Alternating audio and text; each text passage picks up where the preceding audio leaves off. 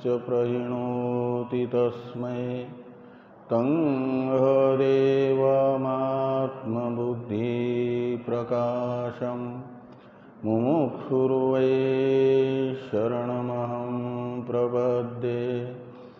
ॐ शान्ति शान्ति शान्तिः। शङ्करं शङ्कराचार्यं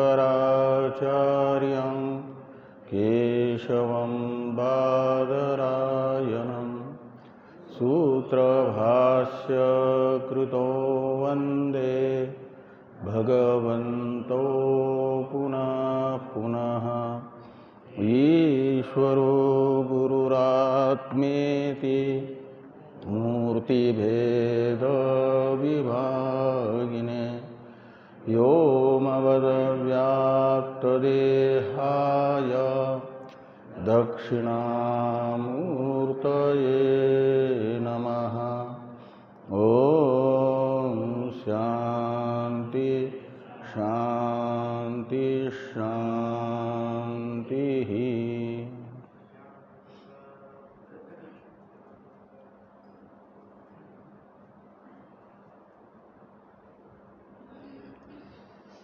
भगवान भाष्यकार के द्वारा विरचित तत्वबोध नामक प्रकरण ग्रंथ की चर्चा हम लोग कर रहे हैं। भगवान भाष्यकार ने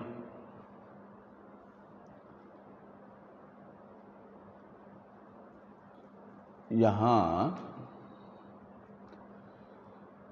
35वें वाक्य तक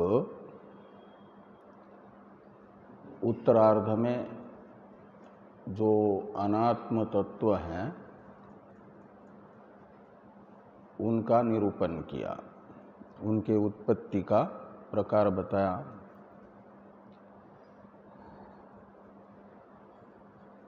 और उन्हीं अनात्म रूप उपाधि में अविद्या तथा अविद्या का कार्य सूक्ष्म स्थूल शरीर उपाधि से युक्त चैतन्य को जीव कहा गया, मायोपाधिक चैतन्य को कहा गया ईश्वर। यदि उपाधिभूत अविद्या तथा माया को चैतन्य के छोड़ दे तो चैतन्य ही चैतन्य है।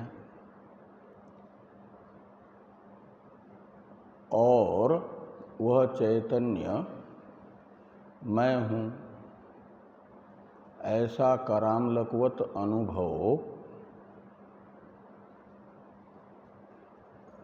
ये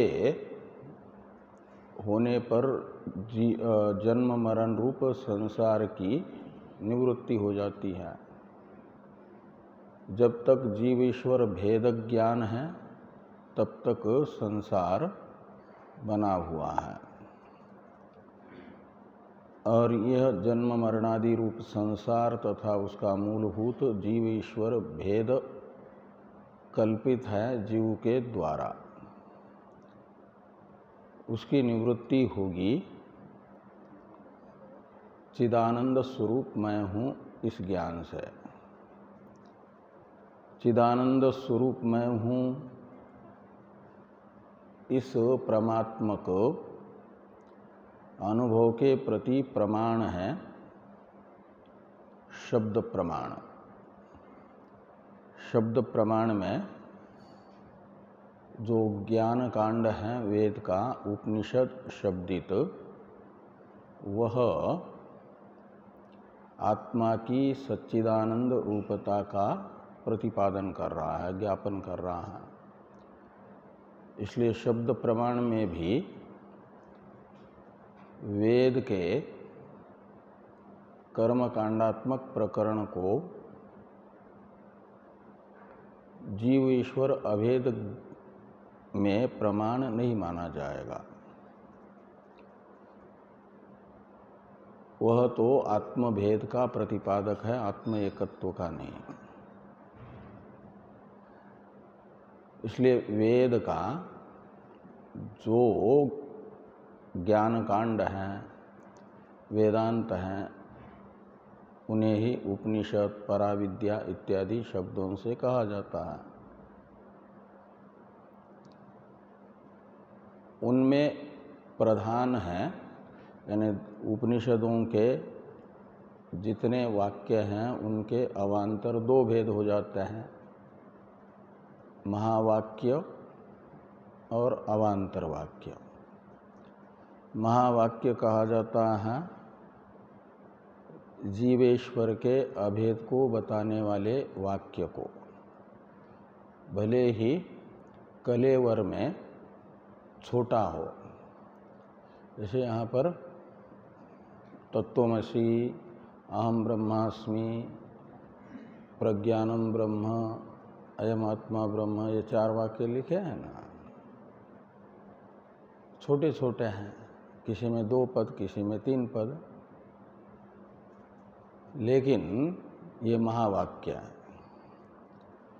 और बृहदारण्यक में देखोगे कोई कोई वाक्य तो 1-1 पेज का है, लंबा, लेकिन उसे महावाक्य न कह करके कहा जाएगा अवान्तर वाक्य। महावाक्य हैं जीव ईश्वर के अभेद को बताने वाला, जिस वाक्यार्थ ज्ञान का प्रयोजन परम पुरुषार्थ मोक्ष है, वह महावाक्य। और जिस वाक्यार्थ के ज्ञान का फल तत्वमशादी महावाक्यार्थ ज्ञान है, उन्हें कहा जाएगा अवान्तर वाक्य।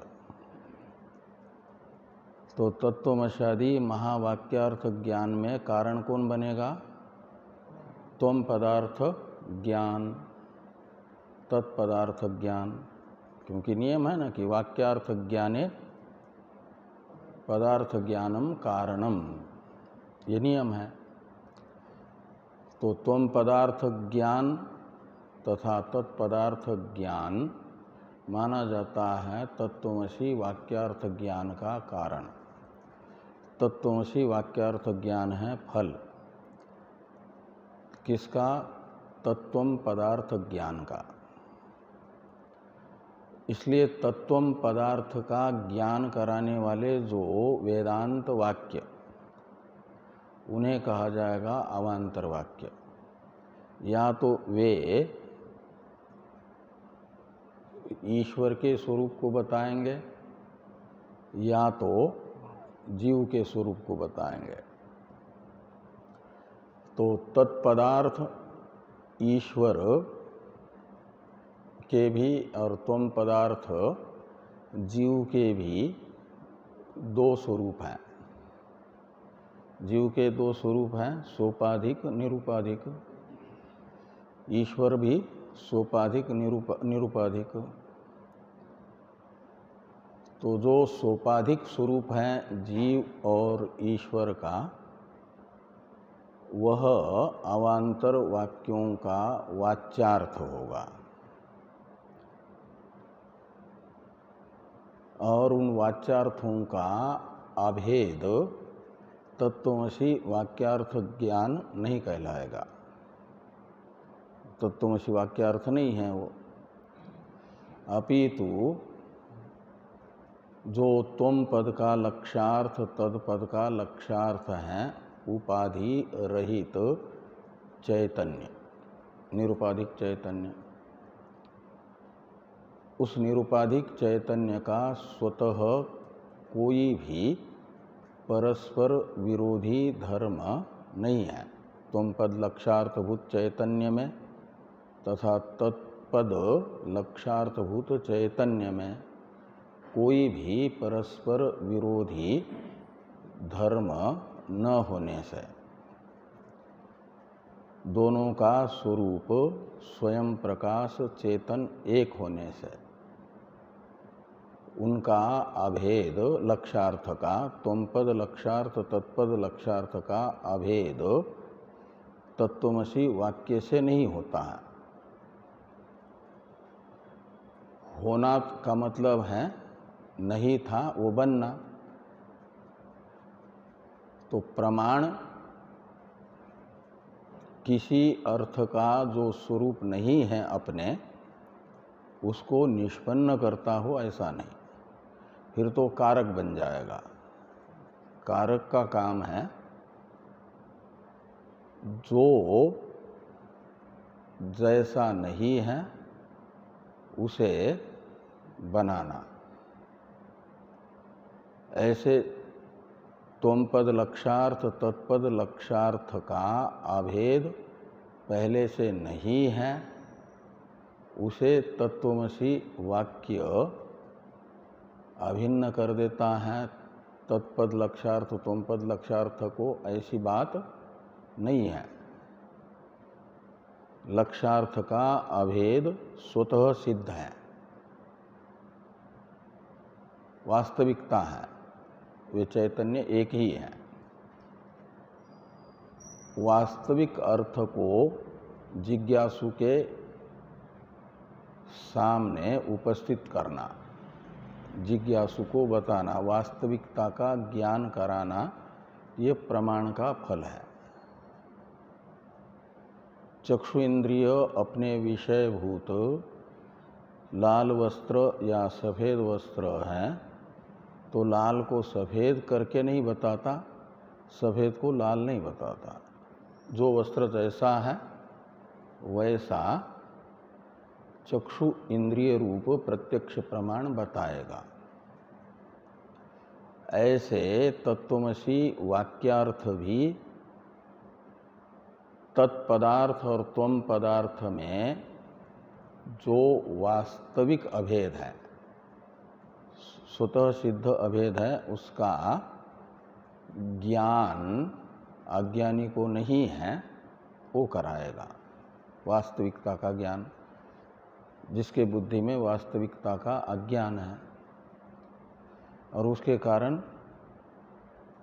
जो अलग अलग समझ रहा है जीव ईश्वर को, तो तत्त्वमसि वाक्य ये बताता है भागत त्याग लक्षणा से जो निरूपाधिक त्वम पदार्थ तथा निरूपाधिक तत्पदार्थ हैं, ये वस्तुतः एक है और उनमें परस्पर ऐक्य संबंध है, अभेद संबंध है।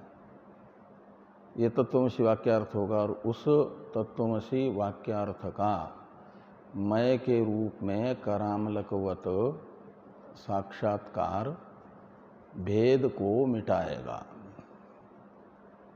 जीव और ईश्वर का भेद न रहने से संसार भी नहीं होगा। जब तक भेद ज्ञान है तभी तक संसार है ना। ये ज्ञान होता है किससे? अभेद ज्ञान, यानी वास्तविकता का ज्ञान, जो बताया आचार्य के द्वारा उपदिष्ट तत्त्वमस्यादि वाक्य हैं, उनमें वाच्यार्थ का अभेद रूप जो वाक्य में तात्पर्यार्थ है वो अनुपन्न है वाच्यार्थ को लेकर के। तो लक्ष्यार्थ का अभेद ये है तात्पर्यार्थ और उसकी अनुभूति हो गई है जिन्हें, उन्हें कहा जाता है जीवन मुक्त। ये यहाँ पर कहा गया कि एवं वेदांत वाक्यैहि गुरु सद्गुरुपदेशेन सर्वेष्वपि भूतेषु येषां ब्रह्मबुद्धि रुत्पन्ना ते जीवन मुक्ता इति उच्यन्ते। तो जिन्हें गुरुपदेश से तत्त्वमस्यादि वेदांत वाक्य द्वारा अहम ब्रह्मास्मि ऐसा बोध हो गया, वे जीवन मुक्त कहलाते हैं। अब जीवन मुक्त कहो या स्थित प्रज्ञ कहो, ज्ञानी भक्त कहो या त्रिगुणातीत कहो, नाम अलग अलग हैं लेकिन अर्थ एक है। तो जिज्ञासु ने लक्षण पूछा कि ननु जीवन मुक्त कह, जीवन मुक्त किस लक्षण से लक्षित होता है। जैसे अर्जुन ने पूछा स्थित प्रज्ञस्य का भाषा समाधिस्तस्य केशव, स्थितधि किम उच्चेत किमासीत किमा व्रजेत किम। तो स्थित प्रज्ञ कौन है? समाधि अवस्थास्थ। तो समाधि का मतलब आँख बंद करके प्राणों को ब्रह्मरंध्र में पहुंचा करके बैठा हुआ नहीं। वेदांत की समाधि का मतलब है सर्वत्र ब्रह्मदर्शी, जिसे गीता में भगवान ने कहा वासुदेव सर्वमिति सहमात्मा सुदुर्लभ। आंखें खुली हैं, चल फिर रहा है, जैसे आप हम बैठे हैं ऐसे ही वो बैठा मिलेगा। लेकिन ज्ञान नेत्र खुला होने से अंदर के ज्ञान नेत्र से कहो, विवेक से कहो, वह अध्यस्त जो द्वैत हैं इनको उनके अधिष्ठान रूप परमात्मा से अनन्य ही देखेगा, अन्य नहीं देखेगा, अन्य अनुभव नहीं करेगा। ऐसा महात्मा स्थित प्रज्ञ है, जीवन मुक्त है। वही यहाँ पर भी बता रहे हैं कि यथा देहो अहम, पुरुषो अहम, ब्राह्मणो अहम, क्षत्रियो अहम, वैश्यो अहम, शूद्रो अहम अस्मि इति दृढ़ निश्चय।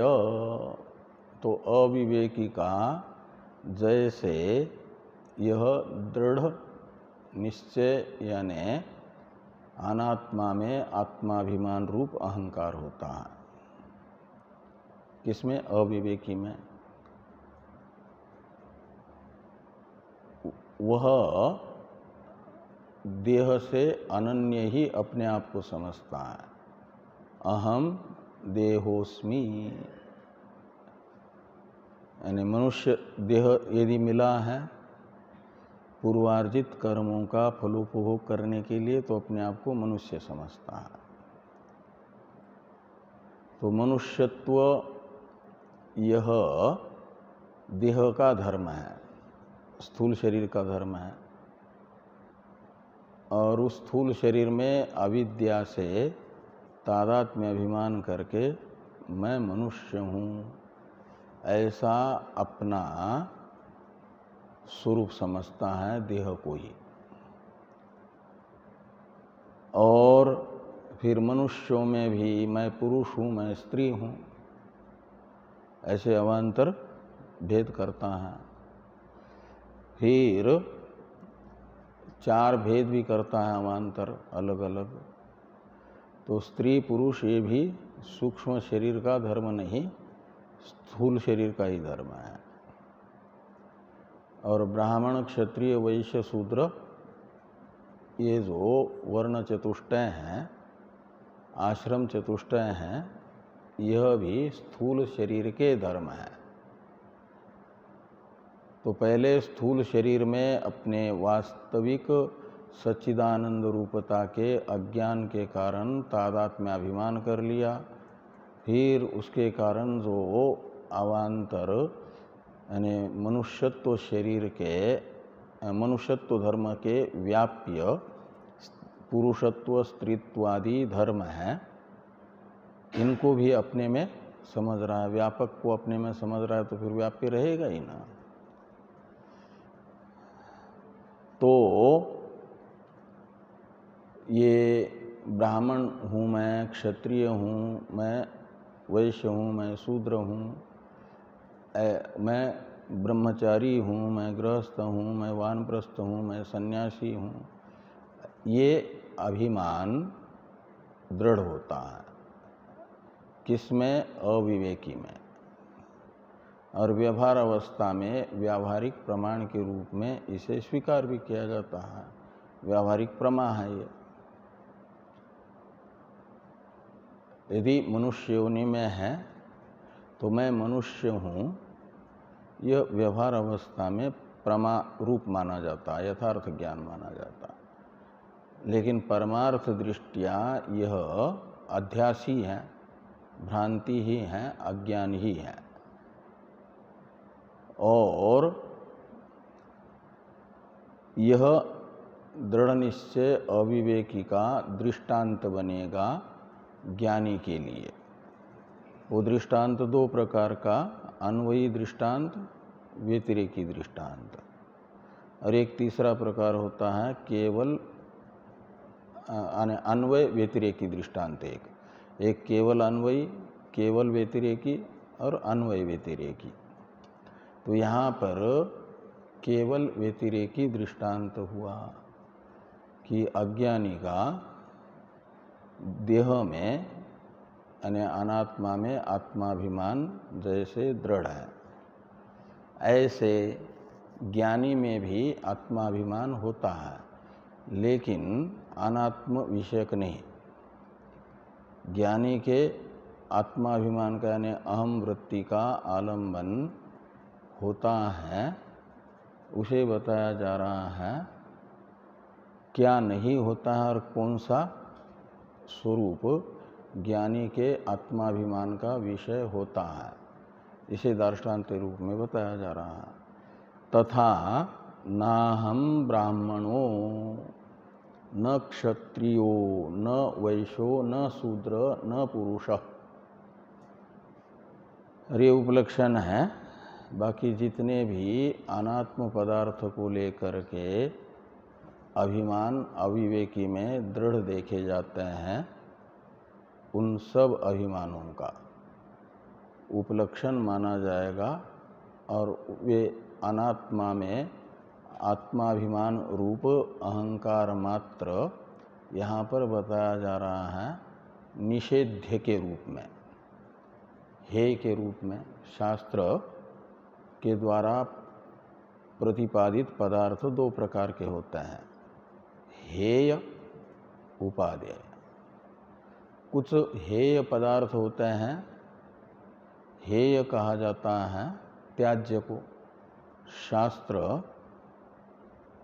अनात्मा देहादि का कहो या पंचकोशों का कहो, वर्णन कर रहा है आत्म रूप से त्यागने के लिए, छोड़ने के लिए, कि देहादि को ये अनात्मा है, इसे आत्मा के रूप में मत स्वीकार करो। यदि पूर्व जन्म के अभ्यासवशात अनात्मा शरीरत्रय मय के रूप में प्रतीत होते भी हैं, तो उन्हें मय के रूप में छोड़ो। ये बताने में उन शास्त्र वचनों का तात्पर्य है जो शरीर त्रय का, पंचकोशों का वर्णन करते हैं आत्मा की उपाधि के रूप में। तो वे हो गए हेय। ऐसे शास्त्र ने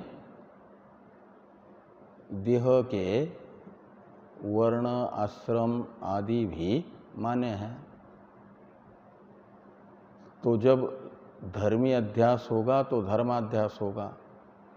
तो धर्मी जो शरीर त्रय हैं, इन्हीं का आत्म रूप से त्याग जो करेगा, तो फिर बाकी सब धर्म भी अनात्मा के आत्मा में जो आरोपित हैं ब्राह्मणत्वादि, वे अपने आप छूट जाएंगे। उस दृष्टि से यहाँ पर ये कहा जा रहा है कि ना हम ब्राह्मणों, ब्राह्मणत्व धर्म का आश्रयभूत जो धर्मी है स्थूल शरीर, वो मैं नहीं हूँ, ऐसा दृढ़ निश्चय मैं के रूप में देह को विवेकी सत्य नहीं समझता, सत्य उसका ये सत्य निश्चय नहीं होता, परमात्मक निश्चय नहीं होता। चारों वर्ण, चारों आश्रम, अवस्था आदि का अभिमान जैसे अविवेकी में दृढ़ होता है, ऐसा दृढ़ अभिमान जिसमें नहीं है उसे कहा जाएगा अविवेक, क्या नाम, विवेकी, ज्ञानी, जीवन मुक्त। इस दृष्टि से यहाँ पर कहा न पुरुषो यहाँ तक। और किंतु तो कहा कि ये अनात्मा मैं नहीं हूँ, तो हूँ क्या फिर? तो उपादेयत्वेन रूपेण कुछ पदार्थों को शास्त्र बताता है, आत्म रूप से उपादेय तो एक ही है, निर्विशेष असंग चेतन, उसे बताया जा रहा है उपादेय आत्म रूप से ग्राह्य के रूप में। तो किंतु असंग सच्चिदानंद स्वरूप स्वप्रकाश रूप सर्वांतर्यामी चिदाकाश रूपो अहम अस्मि। ये पुरुषादि रूप मैं नहीं हूँ, किंतु नहीं हूँ ऐसा भी नहीं, शून्य हूँ ऐसा भी नहीं है।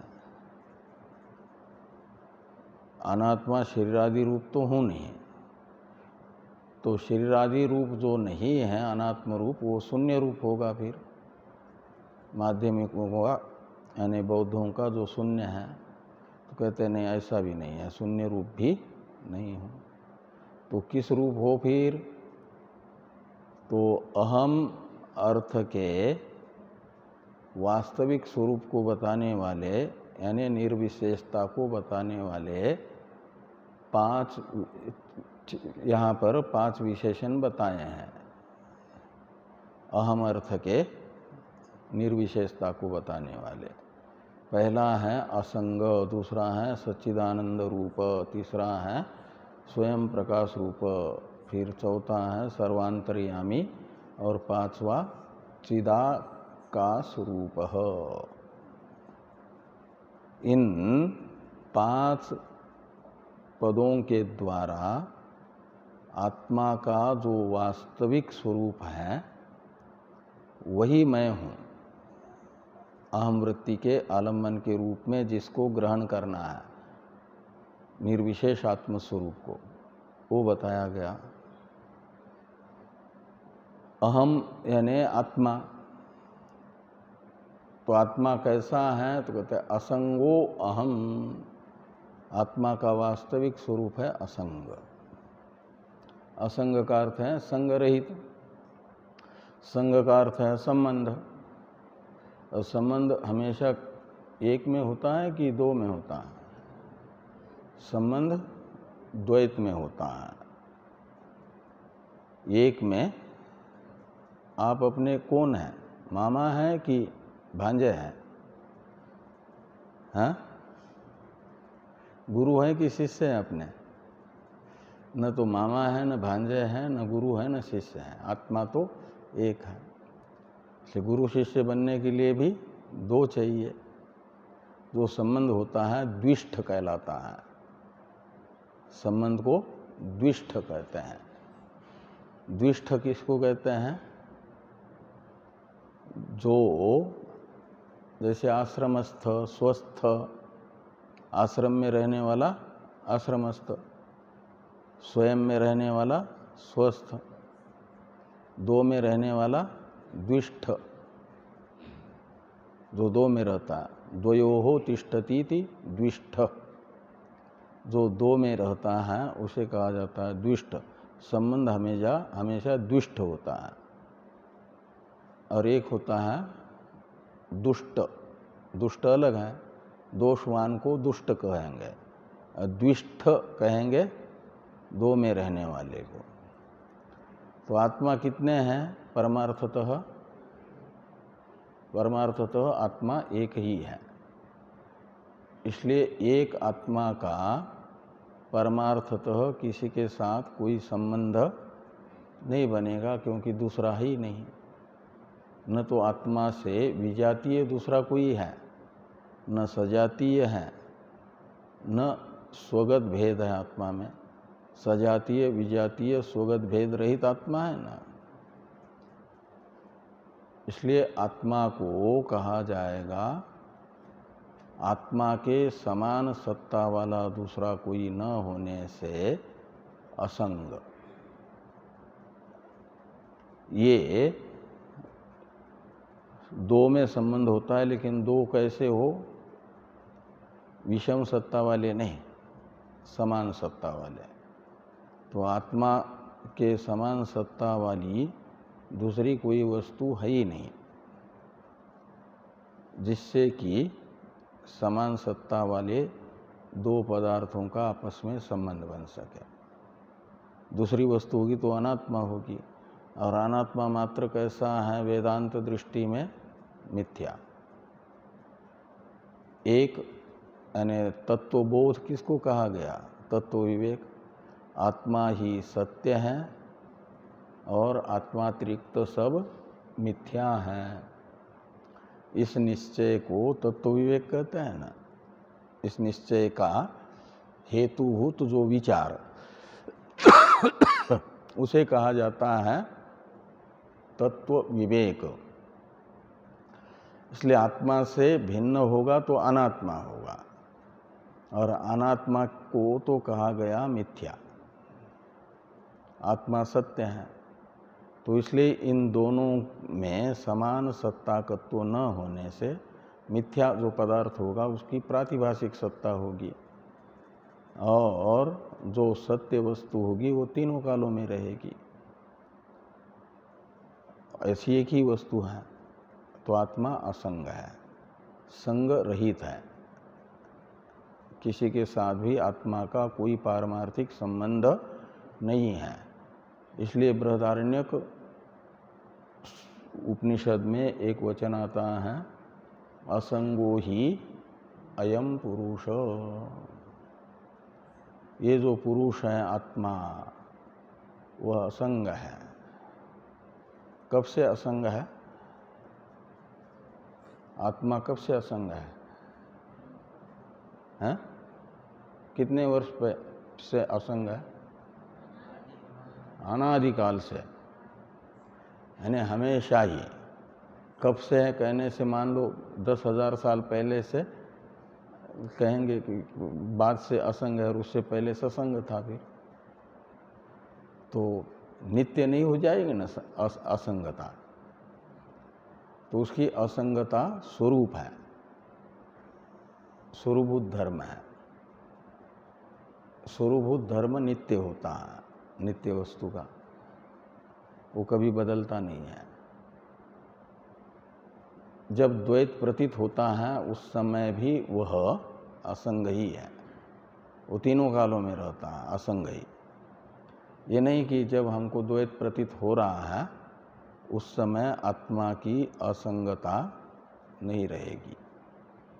द्वैत की उत्पत्ति से पहले रहेगी और द्वैत के विलीन होने के बाद रहेगी।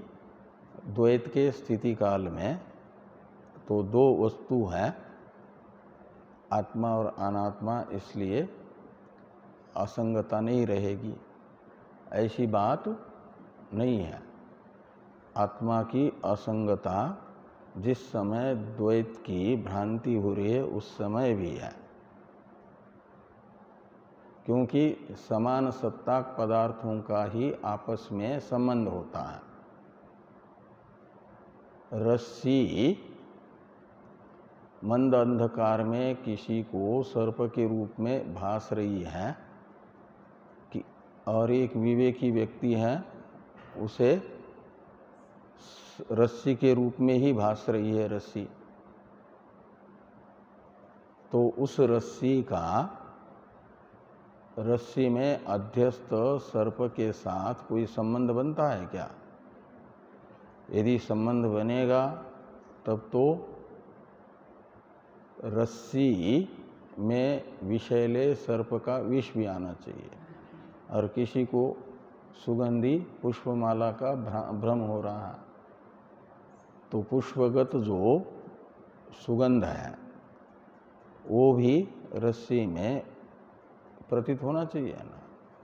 तो उसे सूंघते हैं तो न तो सुगंधी आती है उसमें, और रस्सी को पकड़ते हैं तो न तो उसका कोई विष न वो काटती है न विष चढ़ता है। इस प्रकार ये जो रस्सी है वो सत्य है, सर्पादि कल्पित है, उनका आपस में कोई वास्तविक संबंध नहीं बना। और संबंध होता हुआ प्रतीत होता है यदि, तो वो कल्पित संबंध होता है, कल्पित तादात्म्य कहलाता है। रस्सी से भिन्न होते हुए भी सर्पादि अयम सर्प इत्यादि में अभिन्नतया प्रतीत हो रहे हैं यदि, तो वो उनका अभिन्नतया प्रतीत होना तादात्म्य संबंध है। वो तादात्म्य संबंध औपाधिक है, कल्पित है। ऐसे मैं मनुष्य हूँ, ऐसे स्थूल शरीर में तादात्म्य अभिमान अज्ञान ने कर लिया, तो फिर वो स्थूल शरीर जिसका शिष्य है उसे अपना गुरु समझेगा, स्वयं को शिष्य समझेगा। किसी का पुत्र है तो अपने को पुत्र समझेगा, जिसका पुत्र है उसे अपना पिता समझेगा। पितृपुत्री भाव संबंध होगा, गुरु शिष्य भाव संबंध होगा। और जो मनुष्य शरीर से विपरीत अन्य शरीर है उनमें विजातीयत्व है, गो आदि में, तो विजातीय भेद भी समझेगा। और स्वयं में सावयवत्व है शरीर में, तो हस्तपाद आदि अपने अवयव समझेगा, तो स्वगत भेद भी रहेगा। लेकिन यहाँ जिस आत्मा को असंग बताया जा रहा है वह आत्मा तो तत्त्वम पद का लक्ष्यार्थ है, चेतन मात्र है। वह सावयव न होने से स्वगत भेद रहित रहेगा, इसलिए अवयव अवयवी भाव संबंध भी नहीं बनेगा। और दूसरा कोई सजातीय आत्मा भी न होने से चेतन, उसके साथ कोई संबंध गुरु शिष्य भावादि रूप नहीं बनेगा। और विजातीय भी कोई अनात्म पदार्थ परमार्थ सत्ता वाला न होने से विजातीय भेद रहित भी होगा, सजातीय भेद रहित भी होगा, स्वगत भेद रहित भी होगा। एक होने से असंग है। तो ये कहा असंगो अहम अस्मि इति दृढ़ निश्चय रूप अपरोक्ष ज्ञानवान जो होगा उसे कहा जाएगा जीवन मुक्त स्थित प्रज्ञ। स्थित प्रज्ञ कभी अपने आप को किसी से संश्लिष्ट अनुभव नहीं करता, किसी से संबंधी मैं हूँ, किसी के साथ मेरा संबंध है, ऐसा अनुभव नहीं करता, वास्तविक संबंध नहीं मानता। और सच्चिदानंद स्वरूप असंग है और उसका अपना स्वरूप है नित्य चेतन तथा नित्य ज्ञान। सच्चिदानंद का अर्थ है सच्चित का, इसमें सत का अर्थ है नित्य, और सदानंद यानी नित्य आनंद। तो नित्य चेतन नित्य आनंद ही असंग आत्मा का स्वरूप है। और ये दृढ़ निश्चय जिसका है वो है जीवन मुक्त। स्वप्रकाश रूप। आत्मा को नित्य चेतन स्वरूप है ऐसा कौन बताएगा?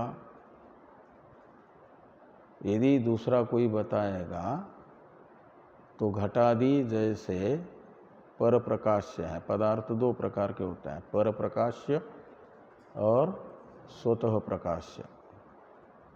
जो स्वतः प्रकाश्य उनको स्वयं प्रकाश कहा जाता है, और परतः प्रकाशित होने वाले वे पर प्रकाश्य हैं। तो अनात्मा जो जड़ पदार्थ होंगे वे चेतन आत्मा से प्रकाशित होते हैं। उनको प्रकाशित करता है चेतन। प्रकाशित करने का अर्थ है ज्ञान करना, ज्ञापन करना, दिखाना, भासमानता उनमें लाना। वो चेतन से जड़ में भासमानता आती है। और चेतन में भासमानता किससे आती है? तो चेतन में भासमानता स्वतः है। तो स्वतः भासमानता जिसमें है, जो अपने अभिव्यक्ति में स्वरूप से अतिरिक्त अन्य किसी की भी अपेक्षा नहीं रखता, उसे कहा जाता है स्वप्रकाश रूप। तो आत्मा को प्रकाशित होने के लिए कोई आवश्यकता नहीं है अन्य किसी साधनांतर की। वो साधनांतर की अपेक्षा किए बिना अपने स्वरूप से ही भास रहा है। इसलिए मुंडक ने बताया कि तमेव भांतम अनुभाति सर्वम तस्य भाषा सर्वमिदं विभाति। तो भांत शब्द का अर्थ होता है स्वप्रकाश रूप। भांत यानी भासमान। तो जो भासमान है कौन? तम। और तम यानी कौन?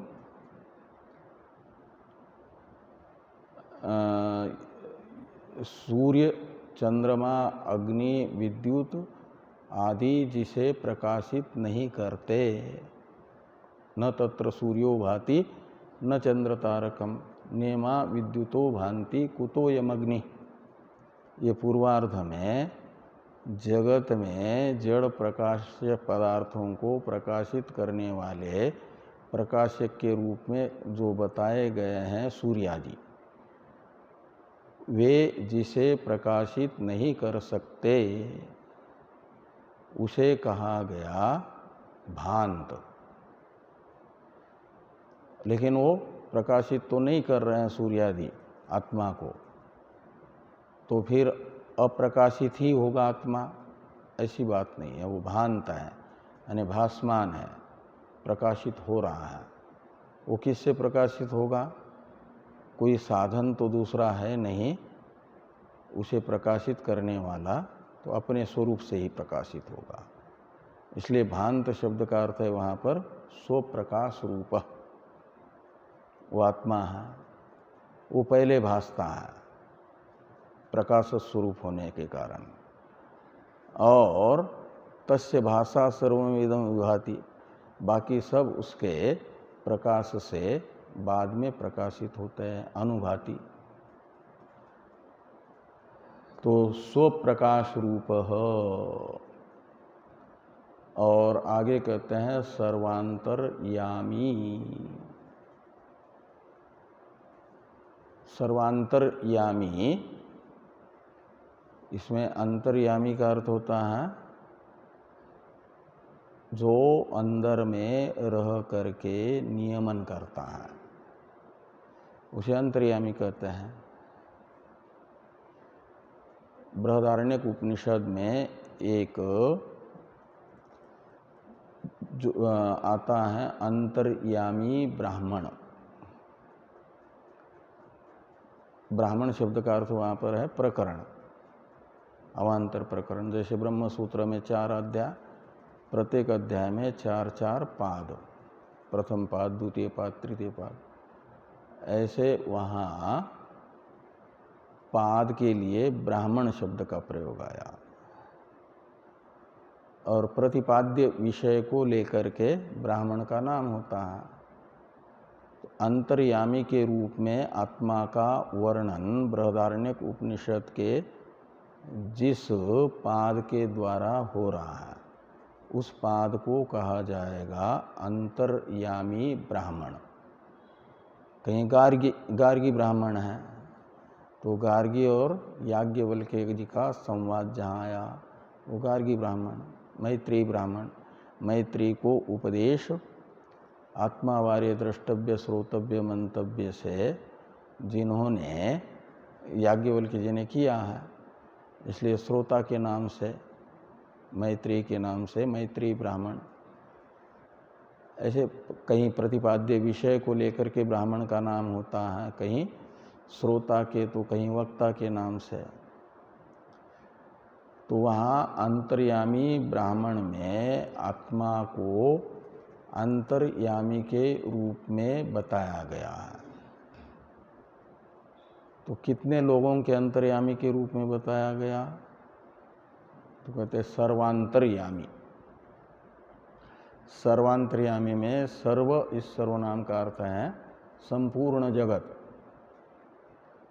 अध्यात्म, अधिभूत, अधिदैव भेद से विभक्त संपूर्ण जगत, और उस संपूर्ण जगत का अंतर्यामी है आत्मा, एक आत्मा है। और उसी संपूर्ण जगत के अंतर्यामी को समझाया याज्ञवल्क्य जी ने कि ये सत आत्मा अंतर्यामी परेश्वर, ये तुम्हारी आत्मा है जो अंतर्यामी है। आत्मा है का मतलब स्वरूप है। वास्तविक आत्मा का स्वरूप सर्वांतर्यामी, वो केवल हमारी बुद्धिवृत्तियों का मात्र साक्षी नहीं है। प्रतिबोध विदितम मतम अमृतत्वम ही विन्दते, इस केन मंत्र के द्वारा बताया गया कि वह प्रतिबोध शब्दित समस्त कार्यक्रम संघात में स्थित बुद्धिवृत्तियों का साक्षी है। और वो साक्षी मैं हूँ, अंतर्यामी मैं हूँ। इस रूप से जो ज्ञान है वह ज्ञान सम्यक ज्ञान है। क्यों? कहते जो सम्यक ज्ञान होगा, परमात्मक ज्ञान होगा, उससे समूल अध्यास की निवृत्ति हो जाती है और नित्य प्राप्त जो अपना अमृतत्व स्वरूप है वह प्राप्त हुआ सा प्रतीत होता है। इसलिए कहा अमृतत्वम ही विन्दते। तो समस्त कार्यक्रम संघातस्थ बुद्धिवृत्तियों का जो साक्षी है, जो समस्त कार्यक्रम संघात में रह करके प्रत्येक कार्यक्रम संघात अंतःपाती श्रोत्रादि जड़ साधनों का प्रवर्तक है। स्थूल शरीर भी भौतिक है ना, और सूक्ष्म शरीर वो भी भौतिक है, और कारण शरीर अविद्या है, वो भी जड़ है। तो भूत जड़ होने से भूतों का परिणाम सूक्ष्म शरीर और कारण शरीर भी, स्थूल शरीर भी जड़ है, और कारण शरीर अविद्या रूप होने से जड़ है। और जड़ में जो प्रवृत्ति होती है वह स्वतः नहीं होती। पंखा घूमता है, बल्ब प्रकाश देता है, लेकिन स्विच ऑफ होने पर,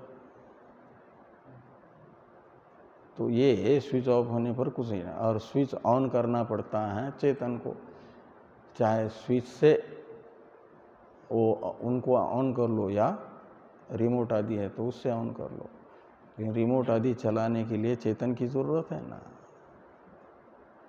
तो चेतन से प्रेरित ही जड़ में प्रवृत्ति होती हुई देखी जाती है। तो बिल्कुल जड़ पंखा आदि साधनों के तरह ही जड़ है ये कार्यकरण संघात, और इस कार्यकरण संघात में कोई न कोई इनका प्रेरक कार्यकरण संघात से अलग नहीं होगा, तो वैसी ही प्रवृत्ति नहीं हो पाएगी जैसे स्विच ऑन ऑफ करने वाला चेतन न हो तो वो पंखा आदि साधन में घूमना आदि प्रवृत्ति नहीं होगी। तो कार्यकरण संघात में प्रवृत्ति होती हुई देखी जा रही है, और वो जड़ कार्यकरण संघात है, और जड़ में प्रतीयमान प्रवृत्ति बताती है कि जिस जड़ में प्रवृत्ति हो रही है उस जड़ का प्रेरक चेतन उससे अलग विद्यमान है। तो स्थूल सूक्ष्म कार्यकरण संघात में होने वाली जो उनकी अपनी अपनी प्रवृत्ति है, शारीरिक व्यापार, मानसिक व्यापार, ऐन्द्रियक व्यापार रूप, वह प्रवृत्ति शास्त्रीय हो या अशास्त्रीय हो, चेतन की प्रेरणा के बिना संभव नहीं है। वह जो प्रेरक चेतन है वो है अंतर्यामी, और वो एक कार्यकरण संघात या दो कार्यकरण संघात में प्रवृत्ति होती हुई नहीं देखी जा रही है, अपितु समस्त कार्यकरण संघात में देखी जा रही है। इसलिए वो सारे कार्यकरण संघात का प्रेरक जो चेतन समस्त कार्यकरण संघात से विलक्षण एक है, वो मैं हूँ, ऐसा दृढ़ निश्चय। जैसे अविवेकी का मैं मनुष्य हूँ ये दृढ़ निश्चय रहता है, ऐसा मैं सर्वांतर्यामी हूँ यह दृढ़ निश्चय जिसका है वह जीवन मुक्त। यहाँ पर यह कहा कि सो प्रकाश रूप और सर्वांतर्यामी, आगे कहते चिदाकाश रूप।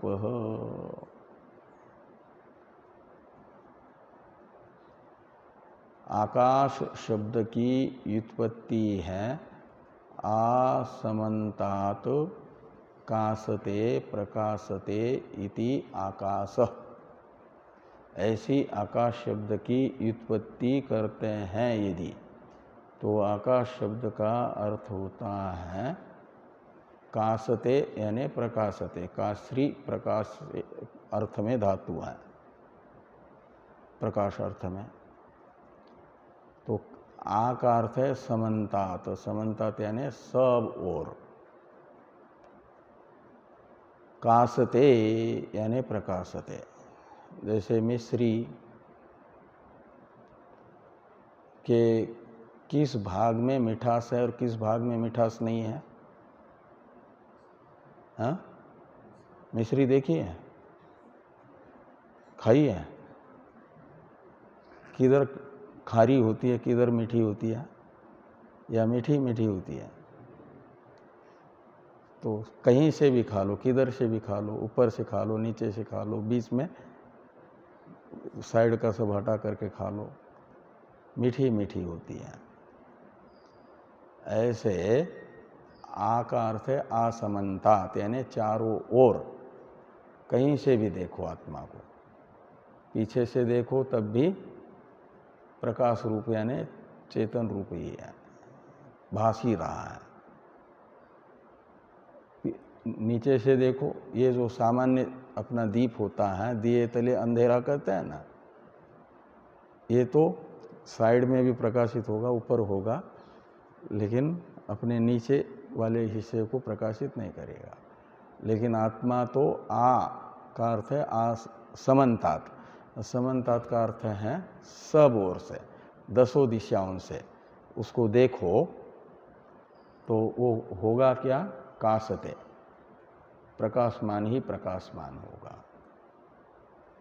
वो चिद्घन है, जैसे लवण घन कहा जाता है ना, उसमें बृहदारण्यक में ही दृष्टांत आता है उसके चिद्रूपता को समझाने के लिए। लवण घन यानी नमक का ढेला, जैसे कहीं से भी उसे चाटो तो खारा ही लगेगा, ऐसे आत्मा चिद्घन है,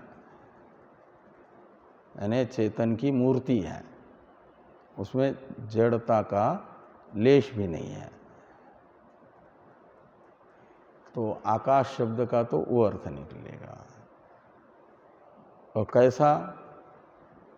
अरे एक आकाश शब्द रूढ़ है लोक में भूताकाश के लिए, अवकाश के लिए, लेकिन वो अवकाश भासमान नहीं है, और ये चिदाकाश है, का मतलब चेतन आकाश।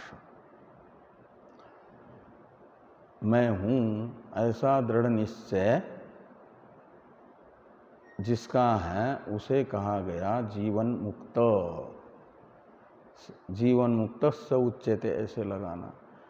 ये पूछा था ना कि जीवन मुक्त कह, तो कहते जीवन मुक्त वह है जिसका ये निश्चय है कि मैं ब्राह्मण नहीं हूँ, क्षत्रिय नहीं हूँ, वैश्य नहीं हूँ, शूद्र नहीं हूँ, पुरुष नहीं हूँ, अपितु असंग सच्चिदानंद रूप स्वयं प्रकाश सर्वांतर्यामी चिदाकाश हूँ। ऐसा जिसका दृढ़ अपरोक्ष निश्चय है वह जीवन मुक्त है, स्थित प्रज्ञ है। हाँ हाँ हाँ, तो इन्हीं सब शब्दों से उपलक्षित हो रहा है निर्विशेष चेतन। अखंड का अर्थ होता है खंड रहित, खंड का अर्थ है भेद, भेद रहित है वो, तो तीन प्रकार की परिच्छिन्नता से रहित है। ये असंगता को बताते समय कहा था ना कि उसमें देशतः कालतः वस्तुतः परिच्छिन्नता नहीं है, सजातीय विजातीय स्वगत भेद नहीं है, इसलिए अखंड है। अखंड का अर्थ है खंड रहित, खंड का अर्थ है भेद, तीन प्रकार का भेद होता है और तीनों प्रकार का भेद उसमें नहीं है। बाकी की चर्चा हम लोग कल करते हैं।